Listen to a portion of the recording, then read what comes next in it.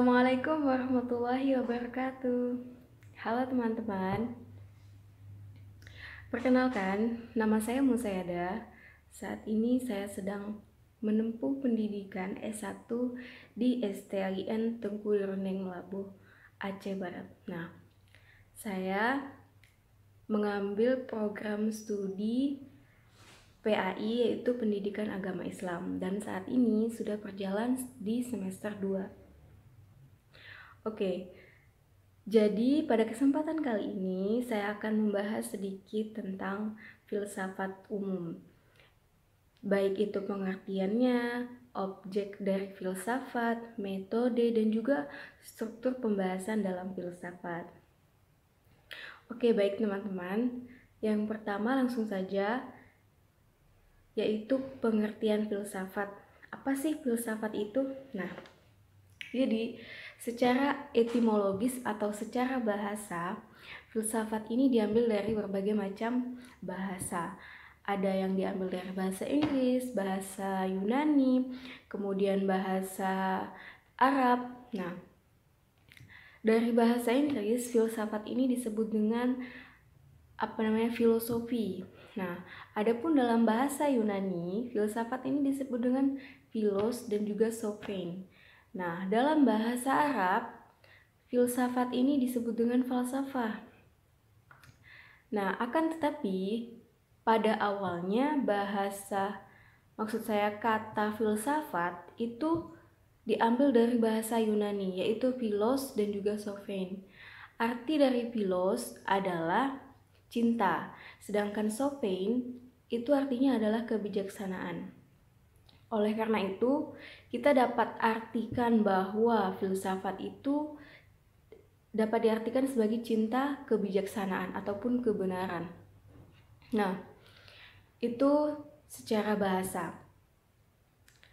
Pencarian kebijaksanaan ini juga harus ditelusuri hakikat dan sumber kebenarannya. Adapun alat untuk menemukan kebenaran ini yaitu dengan menggunakan sumber utama yaitu berpikir.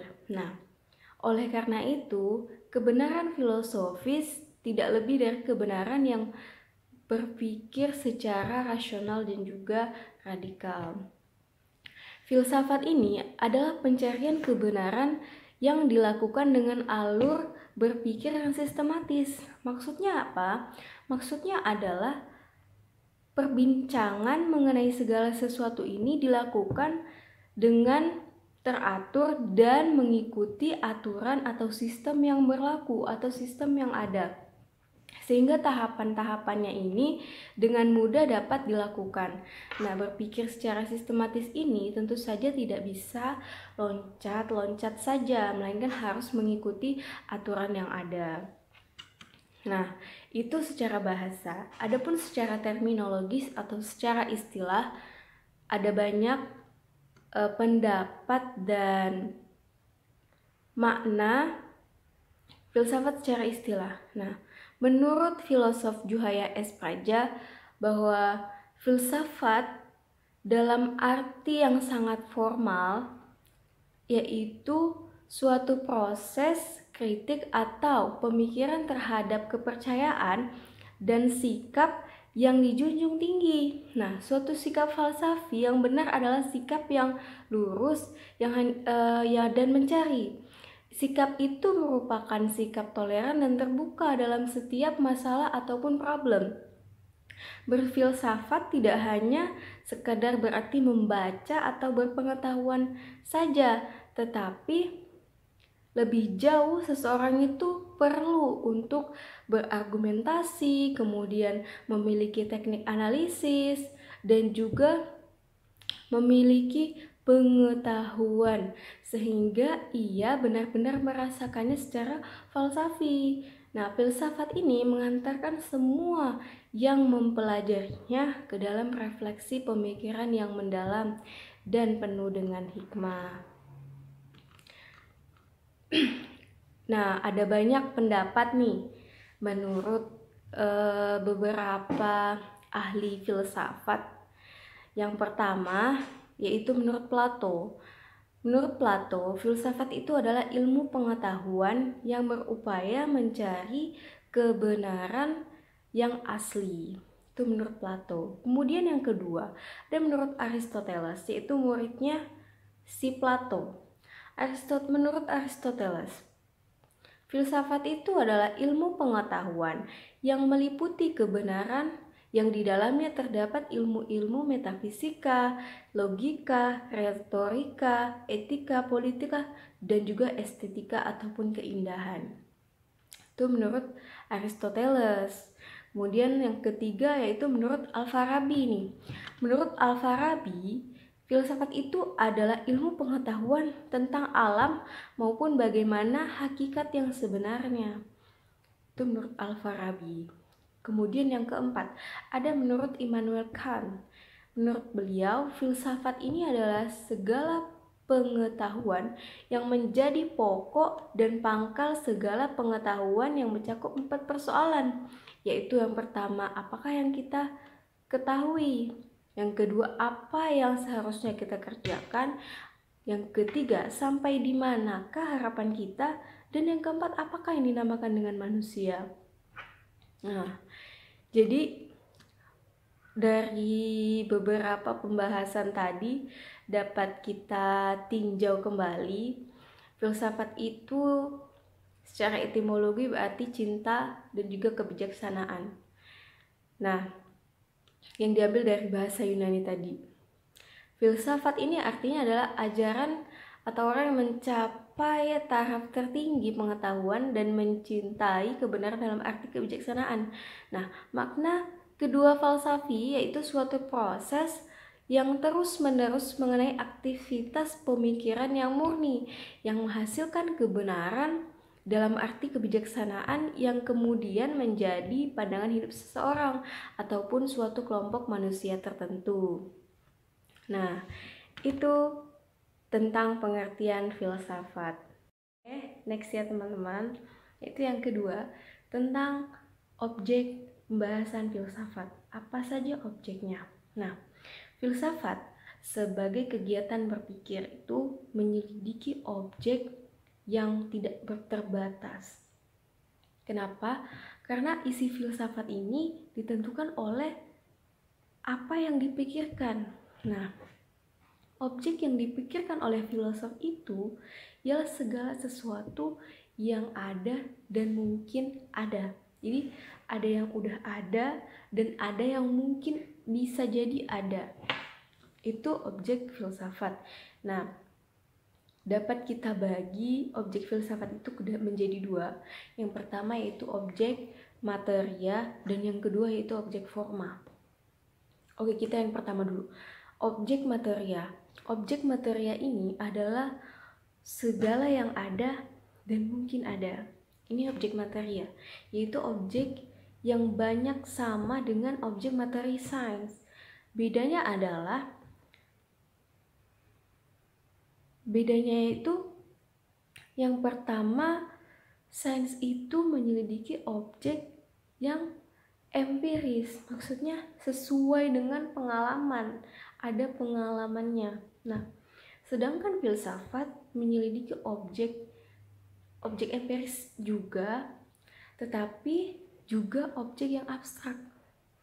Nah, yang kedua perbedaannya yaitu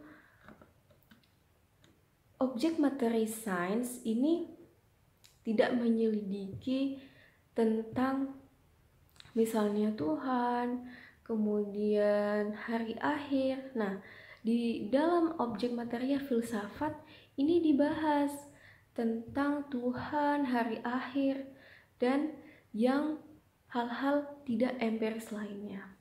Itu objek materia. Kemudian yang kedua, objek selanjutnya yaitu objek forma. Jadi, objek forma itu adalah penyelidikan yang mendalam. Sehingga filsafat ini ingin tahu bagian dalamnya. Kata mendalam di sini artinya ingin tahu tentang objek yang tidak empiris maksudnya. Penyelidikan sains itu tidak mendalam karena ia ada yang wajib adanya. dan ingin tahu sampai batas objek itu dapat diteliti secara empiris. Objek penelitian sains ialah pada batas dapat diriset, dapat diteliti.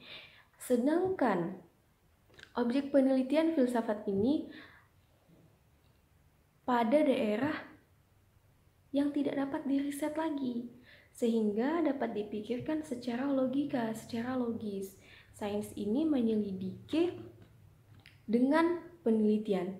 Adapun filsafat menelitinya dengan berpikir, dengan memikirkannya. Itu objek dari filsafat. Oke, kita ke nomor yang ketiga, yaitu tentang metode pembahasan filsafat. Nah, sebenarnya ada banyak sekali metode-metode pembahasan filsafat menurut para ahli, yang mana metode filsafat ini adalah cara bertindak menurut sistem aturan tertentu berdasarkan objek formal yang ditentukan menurut suatu pendapat dan pemikiran khas untuk berfilsafat. Di sini saya akan mengambil pendapatnya Ahmad Tafsir, yang mana menurut beliau ada 3 macam metode pendekatan ataupun pembahasan filsafat, yaitu yang pertama metode sistematis, kemudian yang kedua yaitu metode historis, dan yang ketiga yaitu metode kritis. Oke, kita akan bahas satu persatu. Kita yang pertama dulu yaitu metode sistematis. Apa itu metode sistematis?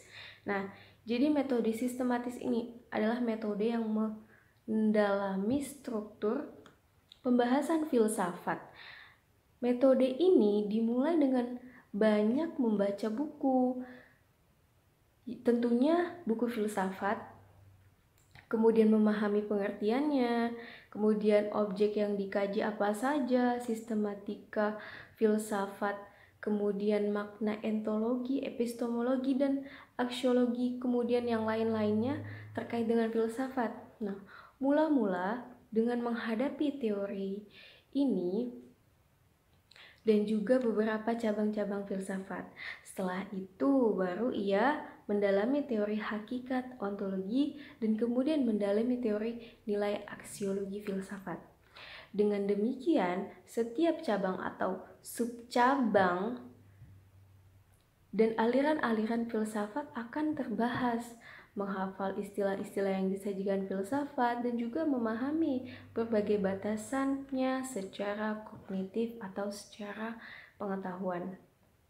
Nah, kemudian yang kedua yaitu metode historis. Apa itu metode historis? Nah, jadi metode historis ini adalah metode yang mempelajari sejarah filsafat seluk-beluk dan juga kelahirannya, dengan cara membicarakan tokoh demi tokoh dan juga kedudukannya dalam sejarah. Misalnya, dimulai dari membicarakan filsafat Thales, membicarakan riwayat hidupnya, pokok ajarannya, baik dalam teori pengetahuan, teori hakikat, maupun dalam teori nilai.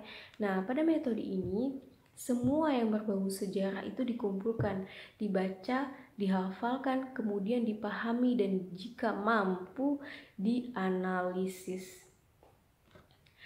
Yang ketiga yaitu metode kritis. Apa itu metode kritis? Nah, jadi metode kritis ini adalah metode yang digunakan oleh mereka yang mendalami filsafat tingkat intensif. Nah, seseorang ini haruslah sedikit banyak telah memiliki pengetahuan filsafat.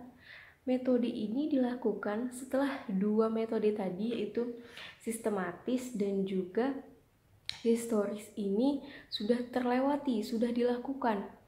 Bagaimana mau mengkritisi jika sejarah filsafat saja tidak tahu atau pengertian ontologi saja belum hafal?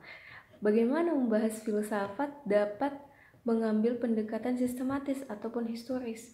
Nah, langkah pertama ialah memahami isi ajarannya, kemudian mengajukan kritiknya. Kritik itu mungkin dalam bentuk yang menentang, bisa juga berupa dukungan terhadap ajaran filsafat yang sedang dipelajarinya. itu salah sedikit dari, maksud saya, beberapa metode pembahasan dalam filsafat. Kemudian selanjutnya yaitu tentang struktur pembahasan filsafat. Yang keempat berarti ya. Yang keempat, struktur pembahasan filsafat. Nah, struktur filsafat adalah cara kerja filsafat dalam mencari kebenaran. Nah, pembahasan filsafat meliputi 3 ranah nih pembahasan. Ada 3 macam pembahasan. Yaitu yang pertama epistemologi, kemudian yang kedua ontologi, kemudian yang terakhir, yang ketiga yaitu aksiologi. Kita akan bahas satu persatu. Yang pertama yaitu epistemologi. Jadi epistemologi, oke, udah betul. Epistemologi itu adalah membicarakan sumber pengetahuan dan bagaimana cara kita memperoleh pengetahuan itu. Jika manusia yang baru lahir, ia tidak mengetahui pengetahuan, maksud saya, tidak mengetahui pengetahuan apapun, sedikit pun. Nah, nanti tatkala ia udah besar, misalnya udah umur 40 tahunan, pengetahuannya akan banyak sekali. Sementara kawannya yang seumur dengan dia mungkin mempunyai pengetahuan yang lebih banyak daripada dia dalam bidang yang sama ataupun berbeda. Bisa juga berbeda. Bagaimana mereka itu masing-masing mendapat pengetahuan itu. Nah, kenapa dapat juga berbeda-beda tingkat akurasinya? Hal-hal semacam inilah yang akan dibahas dalam epistemologi. Nah, itu tentang epistemologi. Kita lanjut yang kedua, yaitu ontologi. Apa itu ontologi? Nah, jadi setelah mengkaji cara memperoleh pengetahuan tadi, filsuf mulai menghadapi objek-objeknya untuk memperoleh pengetahuan. Nah, objek-objek itu dipikirkan secara mendalam sampai pada hakikatnya. Inilah sebabnya bagian ini dinamakan juga teori hakikat. Ada yang juga yang menamakan bahwa bagian ini ontologi. Bidang pembicaraan terkait hakikat ini luas sekali ya teman-teman. Segala yang ada dan yang mungkin ada juga boleh mencakup pengetahuan dan nilai yang dicarinya, yaitu hakikat pengetahuan dan hakikat nilai. Nama lain untuk teori hakikat ini yaitu teori tentang keadaan. Apa itu hakikat? Hakikat adalah realitas. Realitas ialah kerealan maksud saya. Jadi hakikat itu adalah realitas dan realitas itu adalah real, nyata atau kejadian yang sebenarnya. Nah, jadi hakikat itu kenyataan yang sebenarnya, keadaan sebenarnya sesuatu, bukan keadaan sementara ataupun keadaan yang menipu, bukan pula keadaan yang berubah-ubah. Selanjutnya yang ketiga yaitu aksiologi. Nah, untuk mengetahui kegunaan filsafat, kita dapat memulainya dengan melihat filsafat sebagai 3 hal. Apa saja 3 hal tersebut? Yang pertama yaitu filsafat sebagai kumpulan teori. Filsafat digunakan untuk memenuhi, memahami, dan bereaksi dunia pemikiran. Contohnya nih, jika teman-teman tidak senang pada komunisme, maka yang harus kita ketahui lebih dulu adalah teori-teori filsafat mengenai komunisme. Dan karena teori komunisme itu contohnya misalnya ada di dalam teori filsafat Marxisme, maka kita harus mengetahui isi dari teori filsafat Marxisme tersebut. Itu contohnya. Kemudian yang kedua, filsafat sebagai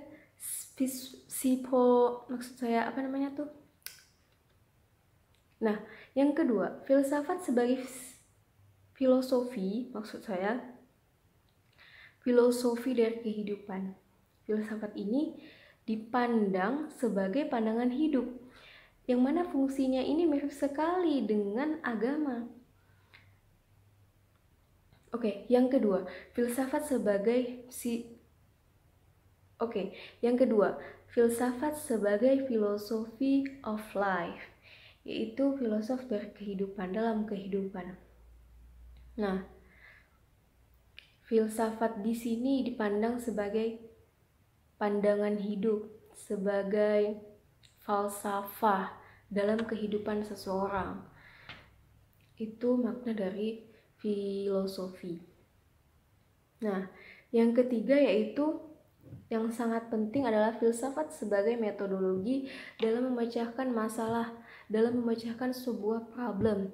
Nah, untuk menyelesaikan masalah itu tadi, yaitu melalui cara sains, pusat perhatiannya pada fakta empiris, pengalaman. Nah, biasanya penyelesaiannya tidak utuh karena fakta empirik ini tidak pernah utuh.